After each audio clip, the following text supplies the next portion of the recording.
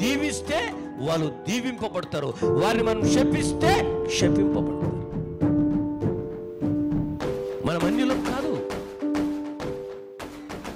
దేవుడు మనల్ని కొన్నాడు కనుక నీ నోటిలో ప్రవచనం ఇచ్చాడు. ఓన్లీ గేజ్కే ఇవ్వలేడు.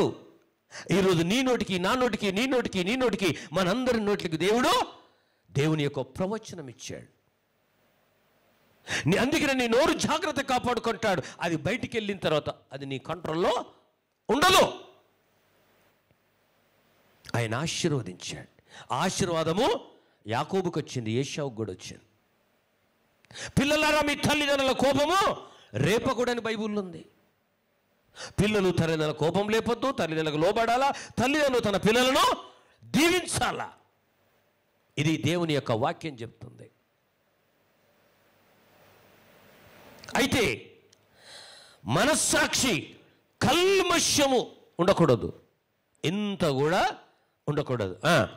నిర్మలమైన ఉదకముతో స్నానము చేసిన శరీరములు గలవారనై ఉండి. అర్థమవుతుందా? నిర్మలమైన ఉదకముతో స్నానము చేసిన వారిలాగా శరీరములు గలవారనై ఉండి. Praise the God. హల్లెలూయా. చక్కని ఉతక స్నానం చేసిన వారిలాగా. ఏమండి, మన శరీరమును ఏ విధంగా ఉతక స్నానం చేస్తామో అర్థమైందా? ఎవరైనా మగ్గులు పోసుకొని వస్తారా? ఉతక స్నానం ఎలా చేస్తావో నీ హృదయాన్ని కూడా నీవు శరీరానికి, ఒంటికి షాంపూ పెడుతున్నావు, సోప్ పెడుతున్నావు, నానా రకాలు పెడుతున్నావు, నీ హృదయంకి ఏం పెడుతున్నావు? అది నిన్ను నరకం తీసుకెళ్తుంది. ఇది ఎంత రుద్దినా జనానికి స్మార్ట్గా కనబడతాం, కానీ తర్వాత దేవుడు విలిచిన వెంటనే ఒక 4 గంటల్లో ఏమవుతుంది? అది ఈగలు ఎక్కడికి వస్తాయి, దోమలు ఎక్కడికి వస్తాయి, ఏమండి స్మెల్ స్టార్ట్ అవుతుంది. ఇక్కడ ఎంత సెంటు కొట్టినా ఈ శరీరాన్ని నమ్ముకుంటే పరిస్థితి, దేవుని నమ్ముకుంటే నీ ఆత్మ పరలోకములు ఉంటుంది. కనుక దేవుని బిడ్డలారా, టైం చూస్తే అయిపోతుంది. క్లోజ్ చేయాలా, ఇది కంప్లీట్ చేయాలా, మీ ఇష్టం. ఏమండి పాస్టమ్మ గారు, సమయం ఎందుకంటే ఆరాధన మేము సమయంకి రానట్టున్నారు, 1:30 అయింది. సరే, నేను ఇది చెప్పి ముగించి క్లోజ్ చేస్తాను. ఇక విశ్వాస విషయంలో హృదయాన్ని మాత్రం మీరు ఏం చేయాలి? ప్రతిరోజు ఏం చేయాలమ్మా? కడుక్కోవాలి. ఎలా తెలుసా? మనము స్నానం చేసి రెడీ అయ్యి ఎక్కడికి వెళ్తాం? అద్దం దగ్గర. వాస్తవం అది. ఎక్కడికి వెళ్తాం చెప్పండి? ఎక్కడికి వెళ్తాం? అద్దం ముందుకు కదా. అద్దం ముందుకు ఎందుకు వెళ్తాం? పౌడర్ ఎక్కువైందా, తక్కువైందా, ఫేర్ అండ్ లవ్లీ ఉన్నదా లేదా, అవునా కదా? ఎక్కువైనా తుడిచేసుకుంటాం, తక్కువైనా వేసుకుంటాం, అది కంపల్సరీ. మరి నీ హృదయమును ఏం చేస్తున్నావు? అందుకని అంటున్నాడు ఇక్కడ, నీ హృదయం కల్మషం ఉండకుండాలంటే అద్దం ముందుకు ఎలా నీ ముఖం చూసుకుంటావో అప్పుడు నీ హృదయమును కూడా చూసుకో. నేను ఇతరులతో సమాధానం ఉన్నానా, నేను ఇతరులను తిట్టానా, నేను ఇతరులతో స్నేహంగా ఉన్నానా, నేను ఏ విధంగా ఉన్నాను? బలగలపండి బాబు, ఇది చాలా ఇంపార్టెంట్. ఇది చెయ్యకపోతే నువ్వు దేవుని దగ్గర ఏ ప్రార్థన చేసినా పరలోకము వెళ్ళదు. కమాన్ రీడ్.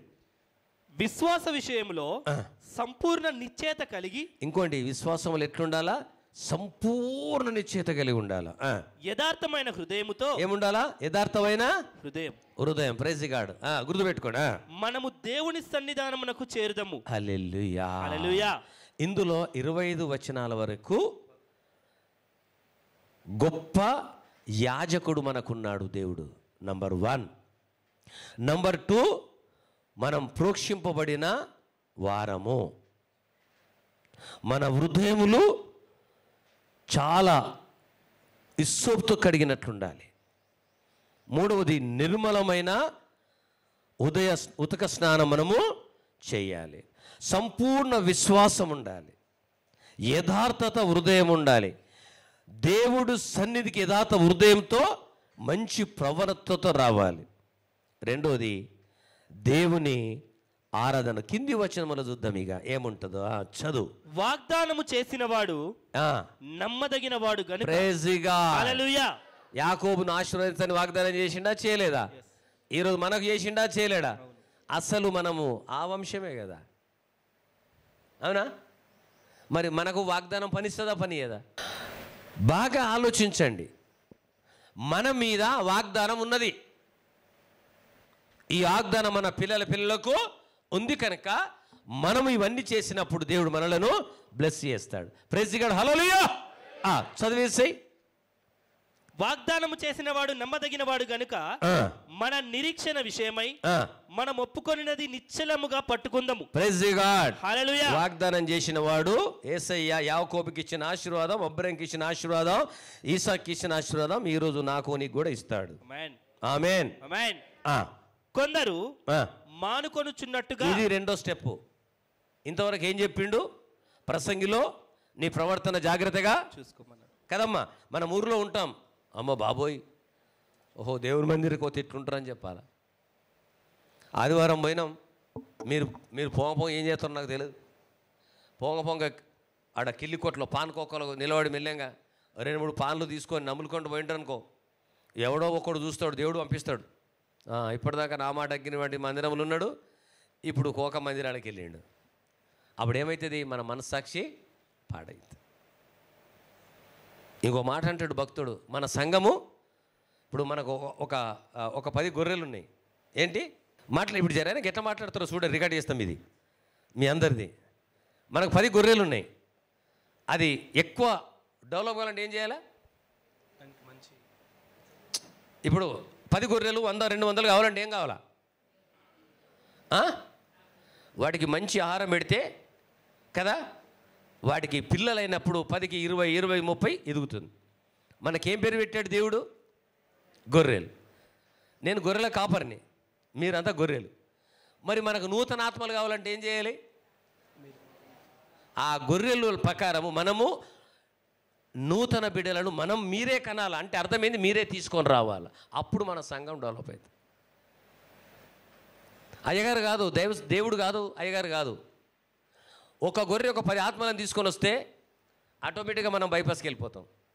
దేవుడు ఏమంటుంది తెలుసా? ఒకప్పుడు ఇది ఖాళీ ఉంటున్నది, ఒకప్పుడు ఫుల్ అవుతుంది, బైపాస్కి ఏం చెప్తాం అంటున్నాడు. మీ అందరిని అడుగుతున్నాడు. మనం కావాలని ప్రార్థన చేస్తున్నాం కదా, 3 లక్షల ఆత్మలు ప్రార్థన చేస్తున్నాం కదా. మరి ఇదే ఫుల్ నిండకుండా అయితే ఇప్పుడు నిండినప్పుడు కదా బయటకు పోయేది. ఇప్పుడు మన ఇంట్లో ఇల్లు చిన్నగా ఉన్నది, పెద్దోడికి చిన్నోడి పెళ్ళి అయింది, పిల్లలు ఏం చేస్తాం? ఇల్లు అప్పుడు ఇంకొక ఇంటికి వెళ్తాం. ఇద్దరే ఉన్నాక ఏం చేసుకుంటాం? ఇల్లు. సంఘము దైవ సేవకుల మీద పెట్టలే, దైవ సేవకుడు పాస్టమ్మ పాస్టరయ్య పిల్లలు మీ మీద కూడా పెట్టిండు. మంద డెవలప్ కావాలంటే ఆ గొర్రెలు చక్కని పిల్లలను కనాలి. మన ఆత్మలు ఎదగాలంటే మీరు చక్కని వారికి వాక్యం చెప్పి సాక్ష్యం చెప్పి తీసుకొని రావాలి. అయితే ఇక్కడ మాట చెప్పిండు, మనమే ఆ మార్గంలో నడవకపోతే సంఘం డెవలప్ కాదు. ఇవి నేను చెప్తలేని మాట మీరు వినండి. ఇక్కడ ఈ వాక్యం చెప్పి నేను ముగిస్తాను. కొందరు మానుకొనుచున్నట్టుగా. చూడండి, నేను అంటలేదు, మీరు అండర్గ్రౌండ్ చేసుకోండి. కొందరు మానుకొనుచున్నట్లుగా సమాజముగా కూరుట మానక. Praise God. హల్లెలూయా. సమాజం అంటే ఏంది? ఆదివారం ఆరాధనలు.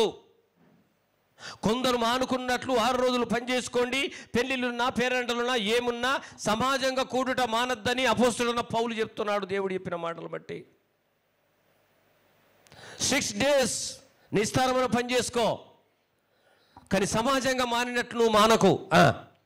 ఒకరినొకడు హెచ్చరించుచు ఆ దినము సమీపించుట మీరు ఒకరు హెచ్చరింటే ఏంటో తెలుసా? ఈరోజు మందిరానికి రాని వాళ్ళకు ఫోన్ ఎవరు చేయాలా? మీరే చేయాలా. ఆ గొర్రె తప్పిపోయింది, ఈ గొర్రె ఫోన్ చేయాలా? ఏమైనా పాసల గొర్రెనే చేయాలా?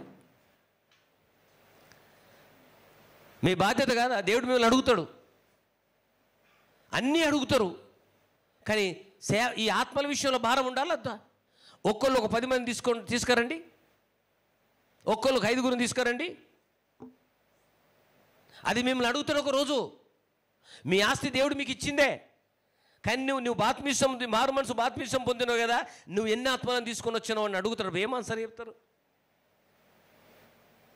అయితే సమాజంగా కూడుట మానొద్దు, మాన్య వాళ్ళను హెచ్చరించమంటున్నాడు. ఇమ్మీడియట్ ఇంటికి వెళ్ళి ఈరోజు ఏం చేయాలా, రాని వాళ్ళకు ఫోన్ చేయాలి. నేను చేయనా కదా? ప్రతి వారికి ఫోన్ చేస్తాను. నేను తగ్గించుకుంటాను. మీ దగ్గర ఫోన్లు లేవా? అది అయ్యగారు అమ్మగారు బాధ్యత కాదు, మీ సంఘం కూడా బాధ్యత. నువ్వు ఒక 10 ఆత్మలను సంపాదించినావు అనుకో, నీ పరలోకంలో స్థానం వేరుంటుంది. ఈ ఆస్తులు ఇక్కడ ఉంటాయి, మంచిదే, నేను కాదంటే కోట్లు సంపాదించుకోండి, దీని ద్వారా పరలోకంలో స్థానం ఉండదు. నీవు ఆత్మల విషయంలో, దేవుని సేవ విషయంలో ముందుకు వచ్చినప్పుడు నీ స్థానం పరలోకంలో సపరేట్ ఉంటుంది. నీకు అర్థమవుతుందా? బైబిల్ చెప్తుంది. ఈ రోజు నుంచి అన్న దేవుని కొరకు బ్రతకండి, ప్రవర్తన మార్చుకుందాం. ఇంతమంది ప్రవర్తన వేరు. ఈ రోజు నుంచి వాక్యం నాతోనే మాట్లాడండి కనుక నా కొద్ది జీవితము నేను దేవుని కొరకు నేను బ్రతుకుతానని ఒక మంచి పని చేద్దాం. ప్రైజ్ గాడ్, హల్లెలూయా, ప్రైజ్ గాడ్, హల్లెలూయా.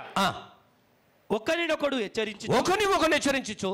ఆ దినము సమీపించట మీరు చూచిన కొలది. ఏ దినము? యేసయ్య రాకడ దినము. ఎన్ని ఆత్మలు నశించిపోతున్నాయి. నీ బంధువులు ఎంతమంది నశించిపోతున్నారు, నీ చుట్టాలు ఎంతమంది నశించిపోతున్నారు, ఎంతమంది నశించిపోతున్నారు. వాళ్ళ విషయంలో నీకు భారం లేదా? ప్రభు ఆ దినం వస్తున్నది, ఆ దినం వస్తున్నది, ఆ దినం వస్తున్నది. చూడగానే వస్తుంది ఒక రోజు. కాలిఫోర్నియాలో వచ్చింది కదా ఒక దినము, అది హెచ్చరిక. అది ప్రభు హెచ్చరిస్తున్నాడు. వారి కోట్లు, వారి డబ్బులు, వారి బంగారము కళ్ళు మూసి లోపల మాయమైపోయినాయి. ప్రియ సంగమా, దేవుడు మనల్ని వాక్యం ద్వారా హెచ్చరిస్తున్నాడు. ప్రియ దేవుని బిడ్డలారా, మన మనోనేత్రాలు దేవుడు తెరిపిస్తున్నాడు. ఈ రోజు నుంచి అయినా నీ దేవుని కొరకు బ్రతుకు, నీ ప్రవర్తన దేవుని కొరకు ఇయ్యు, నువ్వు దేవునిలో జీవించు. యాకోబుని ఆశీర్వదించిన ప్రకారము నువ్వు దేవుని కొరకు పనిచేయ, ఒక మందిరాన్ని కట్టు, దేవుని కొరకు నువ్వు ప్రయాసపడు, దేవుని సేవను ముందుకు నడిపించు, దేవుని పరిచర్య కొరకు ద్వారాలు తెరు. దేవుడు నీ జీవితమును ఆశీర్వదిస్తాడు. మరి ఎక్కువగా అలాగు చేయుచు ప్రేమ చూపుటకును సత్కార్యములు చేయుటకును ఒకరినొకడు పురికొల్పవలనని ఆలోచింతము. అంత లేచిన సమయం యాక్చువల్గా ఎక్కువైపోయింది, నేను చెప్పేది చాలా ఉంది. ప్లీజ్ మీరంతా లేచి నిలబడండి ఒకసారి. ఈ వాక్యము ప్రభు మనందరితో మాట్లాడుతున్నాడు. అమ్మ, ఎవరు కళ్ళు తెరవద్దు, అందరు కళ్ళు మూసుకోండి. ఒక్క నిమిషంలే క్లోజ్ యువర్ ఐస్. ఇక్కడ ఒక మాట చెప్పాడు, యేసుక్రీస్తు వారు వస్తున్నాడు. కాలిఫోర్నియాలో కూడా ఆ హెచ్చరిక అదే. ప్రపంచంలో మహాధనవంతులు వాళ్ళు, మిలియన్స్ లక్షల కోట్లు, వాళ్ళ సంపదనంతా కాలిపోయింది. సూపర్ స్టార్స్ ఏమండి, వాళ్ళు వస్తుంటే వేల మంది, లక్షల మంది వాళ్ళ కొరకు లైన్ పట్టారు, కానీ వాళ్ళ గృహాన్ని వాళ్ళు కాపాడుకోలేకపోయారు. సినిమాలో ఫైట్ చేశారు, మనం చూసి ఆనందించాం, కోట్లు సంపాదించారు, కానీ తన కుటుంబాన్ని కాపాడుకోలేదు. ఎందుకో తెలుసా? నీ కుటుంబం, నా కుటుంబము, నా జీవితం, నీ జీవితము దేవుని చేతిలో ఉంది. ఈ రోజన్నా కళ్ళు తెరవండి, దేవుని కొరకు బ్రతకండి, పరలోకమునే ధనం సమకూర్చుకోండి, పరలోకముల స్థానం సంపాదించుకోండి. అందుకే ప్రభు చెప్తున్నాడు, నువ్వు దేవుని మందిరానికి వెళ్ళే ముందు నీ ప్రవర్తనను జాగ్రత్తగా చూసుకో. అన్యులు అర్పించినట్టు బలు అర్పించకు, అన్యులాగా నువ్వు వెళ్ళకు. ఈ రోజైనా నీ జీవితంలో మార్పు తెచ్చుకో. సంగమా, దేవుడు తన వాక్కు ద్వారా మనం హెచ్చరిస్తుంది. నీ ప్రవర్తన బాగుంటుంది, నీకు స్వస్థత కలుగుతుంది, నీకు ఆరోగ్యం కలుగుతుంది, నీ కుటుంబం ఆశీర్వదించబడుతుంది.